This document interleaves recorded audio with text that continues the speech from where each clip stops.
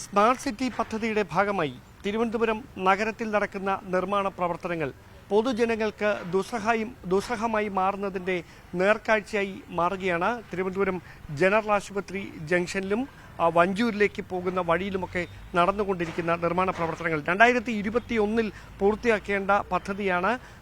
നടത്തിപ്പിലെ പിഴവുകൾ മൂലം ഇപ്പോഴും അനിശ്ചിതമായി തുടർന്നുകൊണ്ടിരിക്കുന്നത്. ഏറെ മാസമായി ഈ റോഡിലെ കാഴ്ചയാണിത്.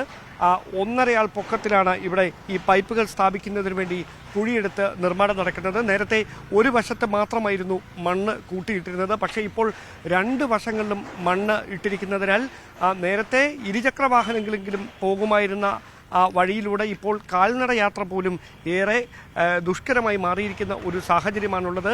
ഈ റോഡ് മാത്രമല്ല, ഇവിടെ നിന്ന് താഴോട്ടുള്ള റോഡായിരുന്നാലും സെൻറ് ജോസഫ് സ്കൂളിൻ്റെ കോൺവെൻറ്റ് സെൻറ് ജോസഫ് സ്കൂളിൻ്റെ റോഡായാലും കംപ്ലീറ്റ് കുത്തിപ്പൊളിച്ചുകൊണ്ടിരിക്കുന്നത്. അറ്റ്ലീസ്റ്റ് രാത്രി വരുമ്പോഴത്തേക്ക് കുട്ടികളും ഇതായിട്ടൊക്കെ വരുമ്പോഴത്തേക്ക് ഒരു ഇൻഡിക്കേഷനോ ഒരു സിഗ്നലോ ഒന്നുമില്ല.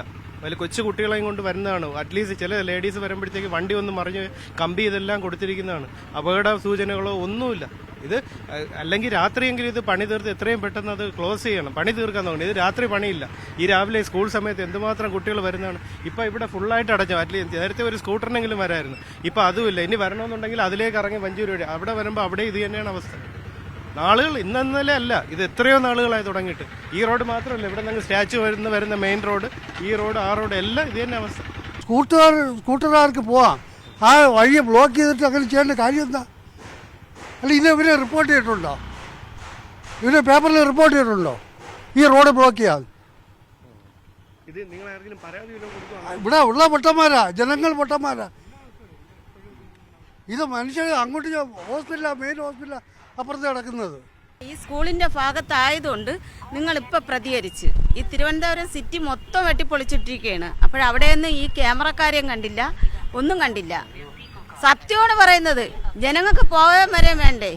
ഞങ്ങൾ ഒരുപാട് കഷ്ടപ്പെടുന്നുണ്ട്. രാവിലെ ഒരു ഓട്ടോ വിളിച്ച് പോയാൽ തന്നെ തിരിച്ച് ഞങ്ങൾക്ക് ആ വഴി വരാൻ പറ്റുന്നില്ല വൈകുന്നേരം. അതാണ് ഞങ്ങളെ അവസ്ഥ. എൻ്റെ മാത്രമല്ല, പൊതുജനങ്ങളെല്ലാവരുടെയും അവസ്ഥ. ഗർഭിണികളും മറ്റ് രോഗികളുമൊക്കെ എപ്പോഴും എത്തുന്ന 2 ആശുപത്രികൾ കൂടി, ജനറൽ ആശുപത്രി അല്ലാതെ 2 ആശുപത്രികൾ കൂടി ഈ നിർമ്മാണം നടക്കുന്ന ഈ റോഡിൻ്റെ വശങ്ങളുണ്ട്. അതോടൊപ്പം തന്നെ ഹോളി ഏഞ്ചൽ സ്കൂളുണ്ട്.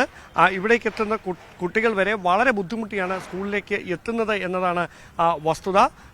ഏറെ നാളുകളായി ഇതുമായി ബന്ധപ്പെട്ട പ്രതിഷേധം ആളുകളുടെ ഭാഗത്തു നിന്നും ഒപ്പം തന്നെ അധികാരികളുടെ ഭാഗത്തു നിന്നും ഒക്കെ ഉണ്ടാകുന്നുണ്ടെങ്കിലും കൃത്യമായി അതിൽ ഒരു നിർമ്മാണം എപ്പോൾ അവസാനിക്കുമെന്ന കാര്യത്തിൽ വ്യക്തമായ ഒരു ഉത്തരം തരാൻ അധികൃതർക്കും കഴിയുന്നില്ല എന്നത് തന്നെയാണ് വസ്തുത.